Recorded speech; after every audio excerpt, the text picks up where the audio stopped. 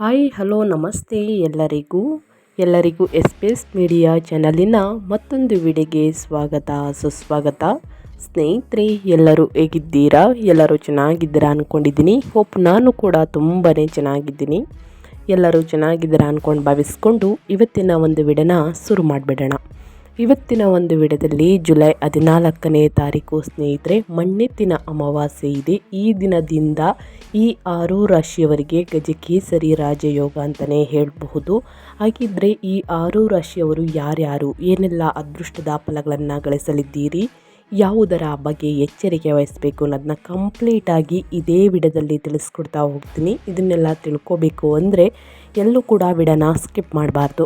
ಅಂದರೆ ವಿಡಿಯೋನ ಕಟ್ ಮಾಡಿ ಓಡಿಸ್ಕೊಂಡೋಗಿ ನೋಡ್ತೀರಾ, ಇದು ಫುಲ್ ಇನ್ಫಾರ್ಮೇಷನ್ ಅರ್ಥ ಆಗಲ್ಲ. ಸೊ ಹಾಗಾಗಿ ಎಲ್ಲ ವಿಡಿಯೋದಲ್ಲೂ ತಿಳಿಸ್ತಾ ಇರ್ತೀನಿ. ಮೊದಲಿಂದ ಕೊನೆ ತನಕ ಸಂಪೂರ್ಣವಾಗಿ ವಿಡಿಯೋವನ್ನು ವಾಚ್ ಮಾಡಿ.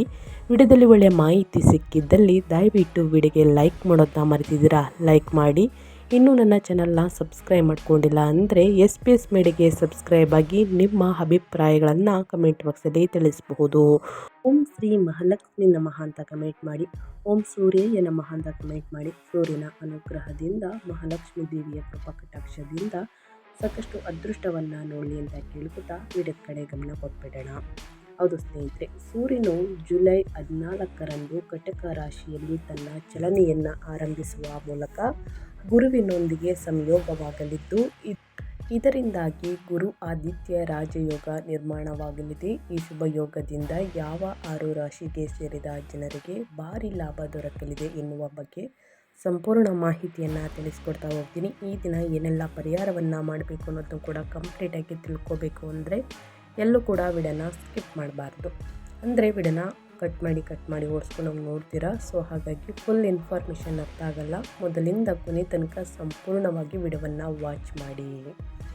ಗ್ರಹಗಳ ರಾಜನಾದಂತಹ ಸೂರ್ಯನು ಇದೇ ಜುಲೈ 14ರ ಮಂಗಳವಾರದ ದಿನ ಕಟಕ ರಾಶಿಯಲ್ಲಿ ತನ್ನ ಸಂಚಾರವನ್ನು ಆರಂಭಿಸಲಿದ್ದಾನೆ.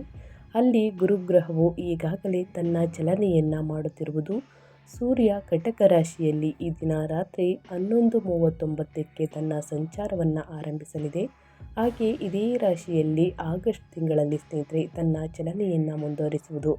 ಈ ರೀತಿಯಾಗಿ ಸರಿಸುಮಾರು 32 ದಿನಗಳ ಕಾಲ ಕಟಕ ರಾಶಿಯಲ್ಲಿ ಸೂರ್ಯ ಗುರುವಿನ ಸಂಯೋಗವು ನಿರ್ಮಾಣಗೊಳ್ಳಲಿದ್ದು, ಇದರಿಂದಾಗಿ ಗುರು ಆದಿತ್ಯ ರಾಜಯೋಗ, ಗಜಕೇಸರಿ ಯೋಗ, ಸಾಕಷ್ಟು ಯೋಗಗಳು ಸೃಷ್ಟಿಯಾಗುವುದು. ಜ್ಯೋತಿಷ್ಯ ಶಾಸ್ತ್ರದ ಪ್ರಕಾರ ಸೂರ್ಯ ಮತ್ತು ಗುರುಗ್ರಹವನ್ನು ಶುಭ ಗ್ರಹಗಳೆಂದು ಕರೆಯಲಾಗುತ್ತದೆ. ಗುರು ಜ್ಞಾನ, ಬುದ್ಧಿ, ಅದೃಷ್ಟ, ಧನ ಸಂಪತ್ತು ಇತ್ಯಾದಿಗಳನ್ನು ಪ್ರತಿನಿಧಿಸಿದರೆ, ಸೂರ್ಯನು ಆತ್ಮವಿಶ್ವಾಸ, ತಂದೆ, ಪ್ರತಿಷ್ಠೆ ಇತ್ಯಾದಿಗಳನ್ನು ಪ್ರತಿನಿಧಿಸುತ್ತದೆ. ಜ್ಯೋತಿಷ್ಯ ಶಾಸ್ತ್ರದ ಪ್ರಕಾರ ಈ ಬರುವಂತಹ ಆಷಾಢ ಅಮಾವಾಸ್ಯೆ ಅಥವಾ ಮಣ್ಣೆತ್ತಿನ ಅಮಾವಾಸ್ಯೆಯ ದಿನ ರೂಪುಗೊಳ್ಳುವಂತಹ ಈ ಶುಭ ಯೋಗದಿಂದ ಸ್ನೇಹಿತರೆ ಯಾವ 6 ರಾಶಿಗೆ ಸೇರಿದ ಜನರು ಅದೃಷ್ಟವನ್ನು ಪಡೆಯಲಿದ್ದಾರೆ, ಆದಿತ್ಯ ಯೋಗದ ಹೆಚ್ಚಿನ ಲಾಭವನ್ನು ಗಳಿಸಲಿದ್ದಾರೆ. ಹಾಗಾಗಿ ಆ ಅದೃಷ್ಟಶಾಲಿ 6 ರಾಶಿಗಳು ಯಾವ್ಯಾವುದು ಎಂಬುದರ ಬಗ್ಗೆ ಸಂಪೂರ್ಣ ಮಾಹಿತಿಯನ್ನು ತಿಳಿಯುವ ಕುತೂಹಲ ನಿಮಗಿದ್ದರೆ ಈ ವಿಡಿಯೋವನ್ನು ತಪ್ಪದೆ ಕೊನೆಯ ತನಕ ಸಂಪೂರ್ಣವಾಗಿ ವಾಚ್ ಮಾಡಿ. ಒಳ್ಳೆಯ ಮಾಹಿತಿ ಸಿಗಲಿದೆ. ಹೌದು ಸ್ನೇಹಿತರೆ, ಮೊದಲನೆಯಾಗಿ ಮೇಷರಾಶಿಯವರ ಬಗ್ಗೆ ತಿಳಿಸ್ಕೊಡೋದಾದರೆ, ಮೇಷರಾಶಿಯವರು ಇದೇ ಜುಲೈ 14ನೇ ತಾರೀಕು ಮಣ್ಣೆತ್ತಿನ ಅಮಾವಾಸ್ಯೆಯ ದಿನದಿಂದ ಏನೆಲ್ಲ ಅದೃಷ್ಟದ ಫಲಗಳನ್ನು ಗಳಿಸಲಿದ್ದೀರಿ, ಇನ್ನು ಕೊನೆಯಲ್ಲಿ ಈ ದಿನ ಏನೆಲ್ಲ ಪರಿಹಾರವನ್ನು ಮಾಡಬೇಕು ಅನ್ನೋದನ್ನ ತಿಳಿಸ್ಕೊಡ್ತೀನಿ. ಈ ಮೂಲೆಯಲ್ಲಿ ನೀವು ದೀಪವನ್ನು ಹಚ್ಚಿದರೆ ಸ್ನೇಹಿತರೆ ಕಷ್ಟಗಳು, ಸಮಸ್ಯೆಗಳು, ಅಡಚಣೆಗಳು ಎಲ್ಲವೂ ಕೂಡ ಸಂಪೂರ್ಣವಾಗಿ ನಿವಾರಣೆಯಾಗಲಿದೆ. ಹಾಗಿದ್ರೆ ಏನೆಲ್ಲ ಪರಿಹಾರವನ್ನು ಮಾಡಬೇಕು ಅನ್ನೋದನ್ನ ತಿಳಿಸ್ಕೊಡ್ತಾ ಹೋಗ್ತೀನಿ ಬನ್ನಿ. ಮೊದಲನೇದಾಗಿ ಹೇಳೋದಾದರೆ ಸಾಕಷ್ಟು ಅದೃಷ್ಟದ ಮೇಲೆ ಅದೃಷ್ಟ ಅಂತಲೇ ಹೇಳ್ಬೋದು ಸ್ನೇಹಿತರೆ. ಯಾಕಂದರೆ ಸೂರ್ಯ ಗುರುವಿನ ಸಂಯೋಗವು ಮೇಷರಾಶಿಗೆ ಸೇರಿದ ಜನರಿಗೆ ಹೆಚ್ಚಿನ ಶುಭವನ್ನುಂಟು ಮಾಡುವುದು. ಈ ಸಂಯೋಗದ ಪ್ರಭಾವದಿಂದಾಗಿ ಮೇಷರಾಶಿಗೆ ಸೇರಿದ ಜನರ ಜೀವನದಲ್ಲಿ ಸಂತೋಷ ನೆಲೆಸುವುದು. ಹಾಗೆ ಸಂಗಾತಿಯೊಂದಿಗೆ ಉತ್ತಮ ಸಮಯ ಕಳೆಯುವ ಅವಕಾಶ ಕೂಡ ಲಭಿಸಲಿದೆ. ಕೆಲಸ ಮತ್ತು ವ್ಯಾಪಾರಕ್ಕೆ ಸಂಬಂಧಿಸಿದಂತೆ ನೀವು ಹೆಚ್ಚಿನ ಯಶಸ್ಸನ್ನು ಗಳಿಸಲಿದ್ದೀರಿ ಮತ್ತು ನಿಮ್ಮ ವೃತ್ತಿ ಜೀವನಕ್ಕೆ ಸಂಬಂಧಿಸಿದಂತೆ ಪ್ರಗತಿಗಾಗಿ ಉತ್ತಮ ಅವಕಾಶಗಳು ದೊರಕಬಹುದು. ಜೊತೆಗೆ ನಿಮ್ಮ ಕಠಿಣ ಪರಿಶ್ರಮದಿಂದಾಗಿ ಸಾಕಷ್ಟು ಶುಭ ಫಲ ದೊರಕಲಿದೆ. ವೈವಾಹಿಕ ಜೀವನಕ್ಕೆ ಸಂಬಂಧಿಸಿದಂತೆ ಈ ಅವಧಿಯಲ್ಲಿ ನಿಮ್ಮ ಸಂಗಾತಿಯನ್ನು ಭೇಟಿಯಾಗುವುದರೊಂದಿಗೆ ಸಂಪತ್ತನ್ನು ಖರೀದಿಸುವ ಯೋಗ ದೊರಕುವುದು. ಗುರು ಆದಿತ್ಯ ಯೋಗದ ಶುಭ ಪ್ರಭಾವದಿಂದಾಗಿ ಹೊಸ ವ್ಯಾಪಾರವನ್ನು ಶುರು ಮಾಡಬೇಕೆಂದಿರುವವರಿಗೆ ಇದು ಬಹಳ ಉತ್ತಮ ಸಮಯವಾಗಿರುವುದು. ಗುರುಬಲದಿಂದ ಈ ಅವಧಿಯಲ್ಲಿ ಮೇಷರಾಶಿಗೆ ಸೇರಿದ ಜನರ ಸಮಸ್ಯೆಗಳೆಲ್ಲವೂ ದೂರವಾಗಲಿದೆ ಮತ್ತು ನಿಮ್ಮ ಮಾತಿನ ಆಕರ್ಷಣೆಗೆ ಎಲ್ಲರೂ ಕೂಡ ಹೊಗಳುವರು. ಒಟ್ಟಾರೆಯಾಗಿ ಹೇಳಬೇಕು ಅಂದರೆ ಸಾಕಷ್ಟು ಅದೃಷ್ಟವನ್ನು ಮಣ್ಣೆತ್ತಿನ ಅಮಾವಾಸ್ಯೆಯ ದಿನದಿಂದ ಗಳಿಸಲಿದ್ದೀರಿ ಸ್ನೇಹಿತರೆ. ಇನ್ನು ಅದೇ ರೀತಿ ಮುಂದಿನ ರಾಶಿಯವರ ಬಗ್ಗೆ ಹೇಳೋದಾದರೆ ಮಿಥುನ ರಾಶಿಯವರಿಗೆ. ಮಿಥುನ ರಾಶಿಗೆ ಸೇರಿದ ಜನರಿಗೆ ಇದೇ ಜುಲೈ 14ನೇ ತಾರೀಕು ರೂಪುಗೊಳ್ಳುವಂತಹ ಈ ಯೋಗ, ಜೊತೆಗೆ ಮಿಥುನ ರಾಶಿಗೆ ಸೇರಿದ ಜನರಿಗೆ ಗುರು ಸೂರ್ಯರ ಸಂಯೋಗದಿಂದ ಅತ್ಯಂತ ಹೆಚ್ಚಿನ ಲಾಭ ದೊರಕುವುದು. ಈ ರಾಶಿಗೆ ಸೇರಿದ ಜನರು ಕೆಲಸ ಮತ್ತು ವ್ಯಾಪಾರಕ್ಕೆ ಸಂಬಂಧಿಸಿದಂತೆ ಉತ್ತಮ ಅವಕಾಶಗಳನ್ನು ಪಡೆಯಲಿದ್ದಾರೆ. ಗುರು ಆದಿತ್ಯ ಯೋಗದ ಶುಭ ಪ್ರಭಾವದಿಂದಾಗಿ ಮಿಥುನ ರಾಶಿಗೆ ಸೇರಿದ ಜನರಿಗೆ ಹಠಾತ್ ಧನ ಲಾಭ ದೊರಕುವಂತಹ ಯೋಗ ನಿರ್ಮಾಣಗೊಳ್ಳುವುದು. ಗುರುವಿನ ಅನುಗ್ರಹ ನಿಮ್ಮ ಮೇಲಿರುವುದರಿಂದ ವ್ಯಾಪಾರ ವ್ಯವಹಾರದಲ್ಲಿ ಅಭಿವೃದ್ಧಿಯನ್ನು ನೋಡಲಿದ್ದೀರಿ. ಜೊತೆಗೆ ಹೂಡಿಕೆಗಳಿಂದ ಉತ್ತಮ ಆದಾಯವನ್ನು ಗಳಿಸಲಿದ್ದೀರಿ. ಕುಟುಂಬ ಜೀವನದಲ್ಲಿ ಸಂತೋಷ ನೆಲೆಸುವುದು ಮತ್ತು ಕೆಲವು ಶುಭ ಕಾರ್ಯಕ್ರಮದಲ್ಲಿ ಭಾಗವಹಿಸುವಂಥ ಅವಕಾಶ ದೊರಕಲಿದೆ. ಈ ರಾಶಿಗೆ ಸೇರಿದ ಜನರು ಹಳೆಯ ಹೂಡಿಕೆಗಳಿಂದ ಉತ್ತಮ ಲಾಭವನ್ನು ಈ ಸಂದರ್ಭದಲ್ಲಿ ಗಳಿಸಲಿದ್ದಾರೆ. ಜೊತೆಗೆ ಧನ ಸಂಪತ್ತಿನಲ್ಲಿ ಸಾಕಷ್ಟು ವೃದ್ಧಿಯಾಗುವುದು. ಈ ಸಂದರ್ಭದಲ್ಲಿ ನಿಮ್ಮ ಆರೋಗ್ಯವು ಕೂಡ ಉತ್ತಮವಾಗಿರುವುದು ಮತ್ತು ಕೆಲವು ಸರಳ ಉಪಾಯಗಳನ್ನು ಅನುಸರಿಸುವುದರಿಂದ ನಿಮ್ಮ ಆರೋಗ್ಯಕ್ಕೆ ಸಂಬಂಧಿಸಿದಂತಹ ಚಿಂತೆಗಳು ದೂರವಾಗಲಿದೆ. ಒಟ್ಟಾರೆಯಾಗಿ ಹೇಳಬೇಕು ಅಂದರೆ ಮಿಥುನ ರಾಶಿಯವರು ಏನೆಲ್ಲ ಅದೃಷ್ಟದ ಫಲಗಳನ್ನು ಗಳಿಸಲಿದ್ದೀರಿ, ಯಾವುದರ ಬಗ್ಗೆ ಎಚ್ಚರಿಕೆ ವಹಿಸಬೇಕು ಅನ್ನೋದನ್ನ ಕಂಪ್ಲೀಟಾಗಿ ತಿಳಿಸ್ಕೊಟ್ಟಿದ್ದೀನಿ ಸ್ನೇಹಿತರೆ. ಅದೇ ರೀತಿ ಮುಂದಿನ ರಾಶಿಯವರ ಬಗ್ಗೆ ಹೇಳೋದಾದರೆ ಸಿಂಹ ರಾಶಿಯವರಿಗೆ. ಸಿಂಹ ರಾಶಿಯವರು ಈ ದಿನದಿಂದ ಅಂದರೆ ಮಣ್ಣೆತ್ತಿನ ಅಮಾವಾಸ್ಯೆ ಅಥವಾ ಆಷಾಢದ ಅಮಾವಾಸ್ಯೆಯ ದಿನದಿಂದ ಗುರು ಮತ್ತು ಸೂರ್ಯ ಗ್ರಹಗಳ ಸಂಯೋಗದಿಂದಾಗಿ ಸಿಂಹ ರಾಶಿಗೆ ಸೇರಿದ ಜನರಿಗೆ ಅಪಾರ ಲಾಭ ದೊರಕುವುದು. ಸಿಂಹ ರಾಶಿಗೆ ಸೇರಿದ ಜನರು ತಮ್ಮ ಜೀವನದಲ್ಲಿ ಸಂಪತ್ತು ಮತ್ತು ವಾಹನವನ್ನು ಖರೀದಿಸುವ ಕಾರಣ ಸಾಕಷ್ಟು ಸಂತೋಷದಿಂದ ಇರುವರು. ನಿಮ್ಮ ಬುದ್ಧಿವಂತಿಕೆ ಈ ಅವಧಿಯಲ್ಲಿ ಹೆಚ್ಚಾಗಲಿದೆ ಮತ್ತು ಎಲ್ಲ ಗುರಿಗಳನ್ನು ತಲುಪಲು ನೀವು ಹೆಚ್ಚಿನ ಸಾಮರ್ಥ್ಯವನ್ನು ಹೊಂದಲಿದ್ದೀರಿ ಸ್ನೇಹಿತರೆ. ಸಿಂಹ ರಾಶಿಗೆ ಸೇರಿದ ಜನರು ವೃತ್ತಿ ಜೀವನಕ್ಕೆ ಸಂಬಂಧಿಸಿದಂತೆ ಯಶಸ್ಸನ್ನು ಗಳಿಸಲಿದ್ದಾರೆ ಮತ್ತು ಪಿತ್ರಾರ್ಜಿತ ಸಂಪತ್ತಿನಿಂದ ಆರ್ಥಿಕ ಧನಲಾಭ ದೊರಕುವುದು. ವೈವಾಹಿಕ ಜೀವನದಲ್ಲಿ ಶಾಂತಿ ಮತ್ತು ಸಂತೋಷ ನೆಲೆಸುವುದು. ಸಹೋದರ ಸಹೋದರಿಯರೊಂದಿಗೆ ಆರ್ಥಿಕ ವಿವಾದಗಳಿದ್ದರೆ ಅವುಗಳಿಗೆ ಪರಿಹಾರವನ್ನು ಹೊಂದುವಂತಹ ಸಂಭವವಿದೆ ಮತ್ತು ನಿಮ್ಮ ಮನೆಯ ಸದಸ್ಯರು ಮತ್ತು ಸ್ನೇಹಿತರೊಂದಿಗೆ ಉತ್ತಮ ಸಮಯವನ್ನು ಕಳೆಯಲಿದ್ದೀರಿ. ಈ ಅವಧಿಯಲ್ಲಿ ದೊಡ್ಡ ಆರೋಗ್ಯ ಸಮಸ್ಯೆಯನ್ನು ನೀವು ಹೊಂದುವುದಿಲ್ಲ ಮತ್ತು ಆರೋಗ್ಯವಂತರಾದಂತಹ ದಿನಚರಿಯನ್ನು ಪಾಲಿಸುವುದು ಅವಶ್ಯಕ. ಒಟ್ಟಾರೆಯಾಗಿ ಹೇಳಬೇಕು ಅಂದರೆ ಏನೆಲ್ಲ ಅದೃಷ್ಟದ ಫಲಗಳನ್ನು ಸಿಂಹರಾಶಿಯ ವ್ಯಕ್ತಿಗಳು ಗಳಿಸಲಿದ್ದೀರಿ, ಯಾವುದರ ಬಗ್ಗೆ ಎಚ್ಚರಿಕೆ ವಹಿಸಬೇಕು ಅನ್ನೋದನ್ನ ಕಂಪ್ಲೀಟಾಗಿ ತಿಳಿಸ್ಕೊಟ್ಟಿದ್ದೀನಿ ಸ್ನೇಹಿತರೆ. ಇನ್ನು ಮುಂದಿನ ರಾಶಿಯವರ ಬಗ್ಗೆ ಹೇಳೋದಾದರೆ ಕನ್ಯಾ ರಾಶಿಯವರಿಗೆ. ಕನ್ಯಾ ರಾಶಿಗೆ ಸೇರಿದ ವ್ಯಕ್ತಿಗಳಿಗೆ ಇದೇ ಜುಲೈ 14ನೇ ತಾರೀಕು ಅಮಾವಾಸ್ಯೆಯ ದಿನದಿಂದ ಗುರುವಿನ ಕೃಪೆ ನಿಮ್ಮ ಮೇಲಿರಲಿದೆ. ಕನ್ಯಾ ರಾಶಿಗೆ ಸೇರಿದ ಜನರು ಸೂರ್ಯ ಗುರುವಿನ ಸಂಯೋಗದಿಂದಾಗಿ ವೃತ್ತಿ ಜೀವನದಲ್ಲಿ ಹೊಸ ಅವಕಾಶಗಳನ್ನು ಪಡೆಯುವರು ಮತ್ತು ಧನ ಸಂಪತ್ತಿಗೆ ಸಂಬಂಧಿಸಿದಂತೆ ಹೆಚ್ಚಿನ ವೃದ್ಧಿಯನ್ನು ಹೊಂದುವ ಸಂಭವವಿದೆ.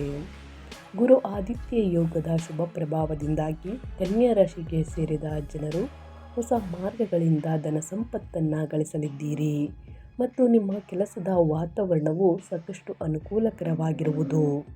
ಕೆಲಸದಲ್ಲಿ ಹಿರಿಯ ಅಧಿಕಾರಿಗಳ ಸಂಪರ್ಕ ಮತ್ತು ಸಹೋದ್ಯೋಗಿಗಳ ಸಂಪೂರ್ಣ ಬೆಂಬಲವನ್ನು ನೀವು ಪಡೆಯಲಿದ್ದೀರಿ. ಕನ್ಯಾ ರಾಶಿಯ ವ್ಯಕ್ತಿಗಳು.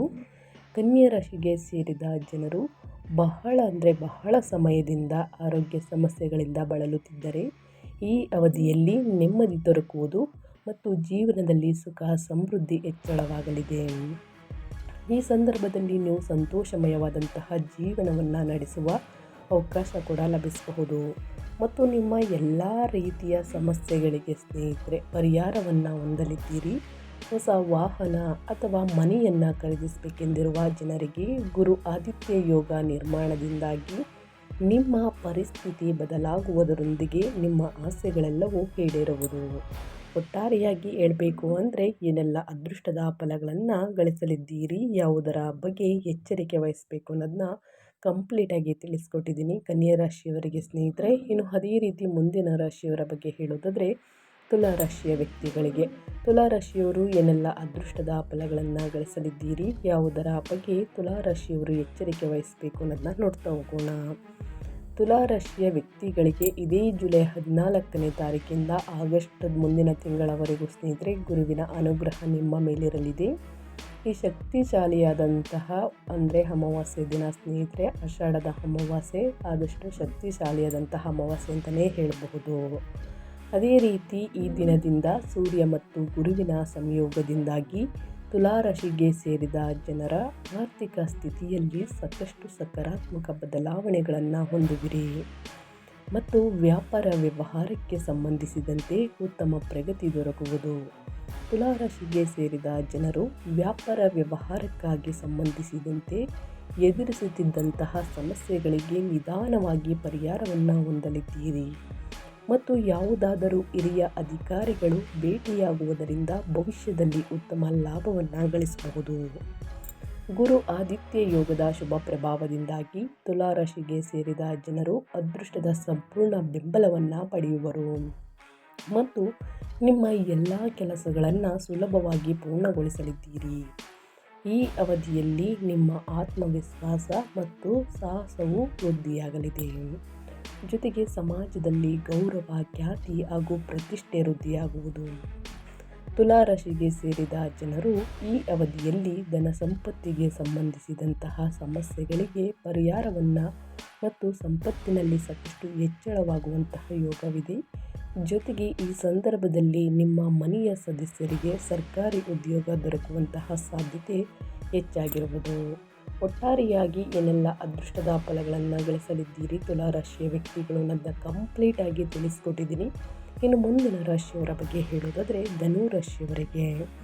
ಧನು ರಾಶಿಗೆ ಸೇರಿದ ಜನರಿಗೆ ಸೂರ್ಯ ಗುರುವಿನ ಸಂಯೋಗದಿಂದಾಗಿ ಇದೇ ಜುಲೈ 14ನೇ ತಾರೀಕು ಮಂಗಳವಾರದ ದಿನ ಸಮಾಜದಲ್ಲಿ ಹೆಚ್ಚಿನ ಗೌರವ, ಖ್ಯಾತಿ ಹಾಗೂ ಪ್ರತಿಷ್ಠೆ ದೊರಕಲಿದೆ.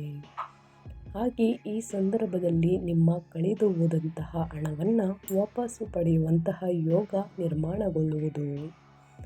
ಆದಿತ್ಯ ಹೃದಯ ಸ್ತೋತ್ರವನ್ನು ಹೇಳಿ ಗುರು ಆದಿತ್ಯ ಯೋಗ ಶುಭ ಪ್ರಭಾವದಿಂದಾಗಿ ಧನು ರಾಶಿಗೆ ಸೇರಿದ ಜನರು ಧಾರ್ಮಿಕ ಕಾರ್ಯಗಳಲ್ಲಿ ಸ್ನೇಹಿತರೆ ಹೆಚ್ಚಿನ ಆಸಕ್ತಿಯನ್ನು ಹೊಂದುವರು ಮತ್ತು ಆಧ್ಯಾತ್ಮಿಕ ಹಾಗೂ ಧಾರ್ಮಿಕ ವಿಚಾರಗಳಲ್ಲಿ ನೀವು ಹೆಚ್ಚು ಸಕ್ರಿಯವಾಗಿ ಭಾಗವಹಿಸಲಿದ್ದೀರಿ.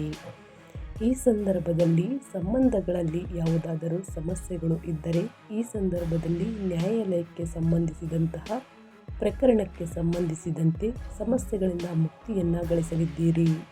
ಧನುರಾಶಿಗೆ ಸೇರಿದ ಜನರು ವೃತ್ತಿ ಜೀವನಕ್ಕೆ ಸಂಬಂಧಿಸಿದಂತೆ ಸಾಕಷ್ಟು ಸಕಾರಾತ್ಮಕ ಪ್ರಭಾವಕ್ಕೆ ಒಳಗಾಗುವಂತಹ ಸಂಭವವಿದೆ ಸ್ನೇಹಿತರೆ. ಹಾಗೆ ನಿಮ್ಮ ಕೆಲಸದಲ್ಲಿ ಉತ್ತಮ ಪ್ರದರ್ಶನವನ್ನು ನೀಡಲಿದ್ದೀರಿ. ಇದರಿಂದಾಗಿ ಸಹೋದ್ಯೋಗಿಗಳು ಗೌರವ ಮತ್ತು ಹೊಗಳಿಕೆಗೆ ಪಾತ್ರರಾಗುವಿರಿ. ಧನುರಾಶಿಗೆ ಸೇರಿದ ಜನರು ಕೆಲಸದಲ್ಲಿ ಬದಲಾವಣೆಗಾಗಿ ಯೋಚಿಸುತ್ತಿದ್ದರೆ ಇದು ನಿಮಗೆ ಉತ್ತಮ ಸಮಯವಾಗಿರುವುದು. ಹಾಗೆ ನಿಮ್ಮ ಪ್ರಯತ್ನಗಳಿಂದ ಯಶಸ್ಸನ್ನು ಗಳಿಸಲಿದ್ದೀರಿ. ಒಟ್ಟಾರೆಯಾಗಿ ಹೇಳಬೇಕು ಅಂದರೆ ಈ 6 ರಾಶಿಯವರು ಮಣ್ಣೆತ್ತಿನ ಅಮಾವಾಸ್ಯೆಯ ದಿನದಿಂದ ಏನೆಲ್ಲ ಅದೃಷ್ಟದ ಮೇಲೆ ಅದೃಷ್ಟವನ್ನು ನೋಡಲಿದ್ದೀರಿ, ಯಾವುದರ ಬಗ್ಗೆ ಎಚ್ಚರಿಕೆ ವಹಿಸಬೇಕು ಅನ್ನೋದನ್ನ ಕಂಪ್ಲೀಟಾಗಿ ತಿಳಿಸ್ಕೊಟ್ಟಿದ್ದೀನಿ. ಈ ದಿನ ಸ್ನೇಹಿತರೆ ಪರಿಹಾರದ ರೂಪದಲ್ಲಿ ಈ ಗಿಡದ ಬಳಿ ಅಥವಾ ಈ ದಿಕ್ಕಿನಲ್ಲಿ ದೀಪವನ್ನು ಹಚ್ಚಿದರೆ ಸ್ನೇಹಿತರೆ ನಿಮ್ಮ ಸಮಸ್ಯೆಗಳು ಕಂಪ್ಲೀಟಾಗಿ ನಿವಾರಣೆಯಾಗಲಿದೆ. ಹಾಗಿದ್ರೆ ಏನೆಲ್ಲ ಮಾಡಬೇಕು ಅನ್ನೋದನ್ನು ತಿಳಿಸ್ಕೊಡ್ತೀನಿ ಬನ್ನಿ. ನಮ್ಮ ಹಿಂದೂ ಧರ್ಮದಲ್ಲಿ ಸ್ನೇಹಿತರೆ ಆಷಾಢ ಅಮಾವಾಸ್ಯೆ ದಿನ ಸ್ನೇಹಿತರೆ ಅಂದರೆ ನಾಳೆ ಆಷಾಢ ಅಮಾವಾಸ್ಯೆ ಇದೆ. ಈ ದಿನ ಮಂಗಳವಾರ ಆಗಿರುವ ಕಾರಣ ಸ್ನೇಹಿತರೆ, ಮಂಗಳವಾರದಂದು ಸಂಜೆಯ ಸಮಯದಲ್ಲಿ ನಾವು ಕೆಲವೊಂದು ಸ್ಥಳಗಳಲ್ಲಿ ದೀಪವನ್ನು ಹಚ್ಚಿಡುವುದು ಪ್ರಯೋಜನಕಾರಿಯಾಗಿದೆ. ಮಂಗಳವಾರದ ದಿನದಂದು ಸಂಜೆ ನಾವು ಯಾವೆಲ್ಲ ಸ್ಥಳದಲ್ಲಿ ದೀಪವನ್ನು ಹಚ್ಚಿಡಬೇಕು, ಅದುವೇ ಅಮಾವಾಸ್ಯೆ ದಿನ ಅನ್ನೋದನ್ನ ನೋಡೋದಾದರೆ, ಹಿಂದೂ ಧರ್ಮದಲ್ಲಿ ಪ್ರತಿಯೊಂದು ದಿನವೂ ಒಂದೊಂದು ದೇವತೆಯನ್ನು ಪೂಜಿಸುವಂತೆ ಮಂಗಳವಾರದ ದಿನದಂದು ಆಂಜನೇಯ ಸ್ವಾಮಿಯನ್ನು ಪೂಜಿಸುವ ಸಂಪ್ರದಾಯವಿದೆ.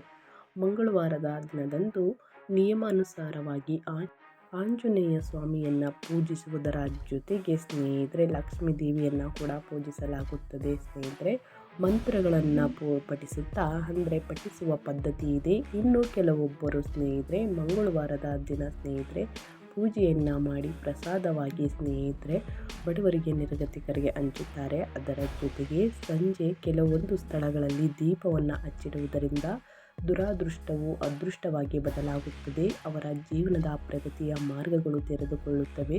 ಹಾಗಾದರೆ ಮಂಗಳವಾರದ ದಿನದಂದು ಸಂಜೆ ಯಾವೆಲ್ಲ ಸ್ಥಳಗಳಲ್ಲಿ ದೀಪವನ್ನು ಹಚ್ಚಿಡಬೇಕು ಎಂಬುದನ್ನು ಸಂಪೂರ್ಣವಾಗಿ ತಿಳಿಸ್ಕೊಡ್ತಾ ಹೋಗ್ತೀನಿ, ಬನ್ನಿ. ಹನುಮಂತನ ವಿಗ್ರಹ ಮುಂದೆ ಪಂಚಮುಖಿ ದೀಪವನ್ನು ಹಚ್ಚಿ ಸ್ನೇಹಿತರೆ, 5 ಮುಖದ ದೀಪವನ್ನು ಪಂಚಮುಖ ದೀಪವೆಂದು ಕರೆಯಲಾಗುತ್ತದೆ. ಈ ಪಂಚಮುಖಿ ದೀಪವನ್ನು ಮಂಗಳವಾರ, ನಾಳೆ ಆಷಾಢದ ಅಮಾವಾಸ್ಯೆ ದಿನ ಹಚ್ಚಿಡುವುದು ವಿಶೇಷ ಮಹತ್ವವನ್ನು ಪಡೆದಿದೆ. ಈ ಉದ್ದೇಶಕ್ಕಾಗಿ ಸಂಜೆ ಪ್ರದೋಷದ ಸಮಯದಲ್ಲಿ ಸ್ನೇಹಿತರೆ ಆಂಜನೇಯ ಸ್ವಾಮಿಯನ್ನು ಪೂಜಿಸುವಾಗ 5 ಮುಖದ ದೀಪ ಹಚ್ಚಿಡಬೇಕು. ಹಸುವಿನ ತುಪ್ಪದಿಂದ 5 ಮುಖದ ದೀಪ ಹಚ್ಚುವುದು ಅತ್ಯಂತ ಶುಭವೆಂದು ಪರಿಗಣಿಸಲಾಗುತ್ತದೆ. ಇದು ಸಾಧ್ಯವಾಗದಿದ್ದರೆ ನೀವು ಸಾಸಿವೆ ಎಣ್ಣೆಯಿಂದ ದೀಪ ಹಚ್ಚಿಡುವುದು, ಎಣ್ಣೆಗೆ ಸ್ವಲ್ಪ ಬೆಲ್ಲ ಬೆರೆಸಿ ಹಚ್ಚುವುದು ಶುಭವೆಂದು ಹೇಳಲಾಗುತ್ತದೆ. ಈ ದಿನ ಹಚ್ಚಿ ಪೂಜೆಯನ್ನು ಮಾಡಿ ಮಂಗಳವಾರ ಸಂಜೆ ಹನುಮಾನ್ ಚಾಲಿಸ ಪಠಿಸುವ ಮೂಲಕ ಹನುಮಂತನನ್ನು ವಿಶೇಷ ಆಶೀರ್ವಾದ ಪಡೆಯಬಹುದು ಮತ್ತು ಜೀವನದ ತೊಂದರೆಗಳಿಂದ ಪರಿಹಾರ ಪಡೆಯಬಹುದು. ಸೊ ಹಾಗಾಗಿ ತಪ್ಪದೇ ಪೂಜೆಯನ್ನು ಮಾಡಿ ಸ್ನೇಹಿತರೆ. ಇನ್ನು ಮನೆಯ ಮುಖ್ಯ ದ್ವಾರದ ಬಳಿ ದೀಪವನ್ನು ಹಚ್ಚಿಡಿ. ಮಂಗಳವಾರ ಸಂಜೆ ಮುಖ್ಯ ದ್ವಾರದಲ್ಲಿ ದೀಪ ಹಚ್ಚಬೇಕು. ಇದು ನಕಾರಾತ್ಮಕ ಶಕ್ತಿಯು ಮನೆಗೆ ಪ್ರವೇಶಿಸುವುದನ್ನು ತಡೆಯುತ್ತದೆ. ನಾಳೆ ಆಷಾಢದ ಅಮಾವಾಸ್ಯೆ ಅಥವಾ ಮುನ್ನೆತ್ತಿನ ಅಮಾವಾಸ್ಯೆ ಆಗಿರುವುದರಿಂದ ಆಹ್ಲಾದಕರ ವಾತಾವರಣವನ್ನು ಕಾಪಾಡಿಕೊಳ್ಳಲು ಸಹಾಯವನ್ನು ಮಾಡುತ್ತದೆ. ಮುಸ್ಸಂಜೆಯ ಸಮಯದಲ್ಲಿ ಲಕ್ಷ್ಮೀ ದೇವಿಯು ಭೂಮಿಯ ಸಂಚಾರವನ್ನು ಮಾಡುತ್ತಾಳೆ ಎನ್ನುವ ನಂಬಿಕೆ ಇದೆ. ಆದ್ದರಿಂದ ಮುಸ್ಸಂಜೆ ವೇಳೆ ಮನೆಯ ಮುಖ್ಯ ದ್ವಾರವನ್ನು ಯಾವಾಗಲೂ ಸ್ವಚ್ಛವಾಗಿಡಬೇಕು ಮತ್ತು ಅಲ್ಲಿ ದೀಪ ಹಚ್ಚಬೇಕು. ಇದು ಲಕ್ಷ್ಮೀ ದೇವಿಯ ವಿಶೇಷ ಆಶೀರ್ವಾದವನ್ನು ತರುತ್ತದೆ ಮತ್ತು ನಿಮ್ಮ ಜೀವನದಿಂದ ದುರಾದೃಷ್ಟವನ್ನು ದೂರ ಮಾಡುತ್ತದೆ. ಇದು ನಿಮ್ಮ ಕೆಲಸ ಅಥವಾ ವ್ಯವಹಾರದಲ್ಲಿನ ಅಡಚಣೆಗಳನ್ನು ಕಡಿಮೆ ಮಾಡುತ್ತದೆ. ಸೊ ಹಾಗಾಗಿ ಮುಖ್ಯ ದ್ವಾರದಲ್ಲಿ ದೀಪವನ್ನು ಹಚ್ಚಿಡಿ. ಆದಷ್ಟು ಸಮಸ್ಯೆಗಳೆಲ್ಲವೂ ನಿವಾರಣೆಯಾಗಲಿದೆ ಅಂತ ಹೇಳ್ತಾ ನಾನು ವಿಡಿಯೋವನ್ನು ಎಂಡ್ ಮಾಡ್ತಾ ಇದ್ದೀನಿ. ಅಥವಾ ಸ್ನೇಹಿತರೆ, ನೀವು ಮಂಗಳವಾರದ ದಿನದಂದು ಮುಸ್ಸಂಜೆ ಸಮಯದಲ್ಲಿ ತುಳಸಿ ಗಿಡದ ಬಳಿ ದೀಪವನ್ನು ಹಚ್ಚಿಡಬೇಕು. ನಿಯಮಿತವಾಗಿ ನಾವು ಈ ರೀತಿ ಸಂಜೆ ಸಮಯದಲ್ಲಿ ತುಳಸಿ ಗಿಡದ ಬಳಿ ದೀಪವನ್ನು ಹಚ್ಚಿಡುವುದರಿಂದ ಬಹಳ ಶುಭ ಫಲಿತಾಂಶಗಳು ದೊರೆಯುತ್ತವೆ. ತುಳಸಿ ಗಿಡವು ಲಕ್ಷ್ಮೀ ದೇವಿಯ ರೂಪವೆಂದು ಹಿಂದೂ ಧರ್ಮದಲ್ಲಿನ ನಂಬಿಕೆ ಕೂಡ ಇದೆ. ಆದ್ದರಿಂದ ಸಂಜೆ ತುಳಸಿ ಗಿಡದ ಬಳಿ ದೀಪವನ್ನು ಹಚ್ಚುವುದರಿಂದ ಮನೆಯಲ್ಲಿ ಸಂತೋಷ, ಸಮೃದ್ಧಿ, ಶಾಂತಿ, ಆರೋಗ್ಯ ನೆಲೆಸುತ್ತದೆ. ಇದು ಸಂಪತ್ತನ್ನು ಹೆಚ್ಚಿಸುತ್ತದೆ. ಅಲ್ಲದೆ ಮಂಗಳವಾರದಂದು ಸ್ನೇಹಿತರೆ ಅಮಾವಾಸ್ಯೆ ಬಿದ್ದಿರುವ ಕಾರಣ ಸಾಕಷ್ಟು ಶಕ್ತಿಶಾಲಿಯಾದಂತಹ ಅದೃಷ್ಟ ಅಂತಲೇ ಹೇಳ್ಬೋದು. ಹನುಮಾನ್ ಚಾಲಿಸವನ್ನು ಪಠಿಸಿ. ಯಾರಿಗೆ ಹೇಳುವುದಕ್ಕೆ ಬರುವುದಿಲ್ಲ, ಉಚ್ಚಾರಣೆಯನ್ನು ಮಾಡುವುದಕ್ಕೆ ಬರುವುದಿಲ್ಲ ಅಂಥವರು ಕೇಳಿಸ್ಕೊಳ್ಬಹುದು. ಇದು ಸ್ನೇಹಿತರೆ ದುಸ್ವಪ್ನಗಳಿಂದ ದುಷ್ಟ ಸ್ವಪ್ನಗಳಿಂದ, ಕನಸುಗಳಿಂದ ಪರಿಹಾರವನ್ನು ನೀಡುತ್ತದೆ ಹಾಗೂ ಉತ್ತಮ ಆರೋಗ್ಯವನ್ನು ಕರುಣಿಸುತ್ತದೆ. ಒಟ್ಟಾರೆಯಾಗಿ ಸ್ನೇಹಿತರೆ ಏನೆಲ್ಲ ಮಾಡಬೇಕು, ಏನೆಲ್ಲ ಮಾಡಬಾರ್ದು ನನ್ನ ಕಂಪ್ಲೀಟಾಗಿ ತಿಳಿಸ್ಕೊಟ್ಟಿದ್ದೀನಿ. ಅದೇ ರೀತಿ ಫಾಲೋ ಮಾಡಿ ಅಂತ ಹೇಳ್ತಾ ನಾನು ವಿಡಿಯೋವನ್ನು ಎಂಡ್ ಮಾಡ್ತಾ ಇದ್ದೀನಿ. ಇವತ್ತಿನ ಒಂದು ವಿಡಿಯೋದಲ್ಲಿ ಒಳ್ಳೆಯ ಮಾಹಿತಿ ಸಿಕ್ಕಿದ್ದಲ್ಲಿ, ಈ ವಿಡಿಯೋ ಯೂಸ್ಫುಲ್ ಅನಿಸಿದ್ದಲ್ಲಿ ದಯವಿಟ್ಟು ವಿಡಿಯೋಗೆ ಲೈಕ್ ಮಾಡೋದನ್ನ ಮರೆತಿದ್ದೀರಾ, ಲೈಕ್ ಮಾಡಿ. ಇನ್ನೂ ನನ್ನ ಚಾನಲ್ನ ಸಬ್ಸ್ಕ್ರೈಬ್ ಮಾಡ್ಕೊಂಡಿಲ್ಲ ಅಂದರೆ SPS ಮೀಡಿಯಾಗೆ ಸಬ್ಸ್ಕ್ರೈಬ್ ಆಗಿ ನಿಮ್ಮ ಅಭಿಪ್ರಾಯಗಳನ್ನು ಕಮೆಂಟ್ ಬಾಕ್ಸಲ್ಲಿ ತಿಳಿಸಬಹುದು. ಯಾರೆಲ್ಲ ಸಬ್ಸ್ಕ್ರೈಬ್ ಮಾಡ್ಕೊಂಡಿದ್ದೀರಾ ಅವರಿಗೆ ಥ್ಯಾಂಕ್ ಯು ಸೋ ಮಚ್ ಅಂತ ಹೇಳ್ತಾ, ನಿಮಗೂ ಮತ್ತು ನಿಮ್ಮ ಕುಟುಂಬಕ್ಕೆ ತುಂಬಾ ಒಳ್ಳೆಯದಾಗಲಿ. ಮತ್ತೊಂದು ವಿಡಿಯೋ ಜೊತೆ ಮತ್ತೊಂದು ಹೊಸ ಭವಿಷ್ಯದಲ್ಲಿ ಸಿಗ್ತೀನಿ. Thank you for watching.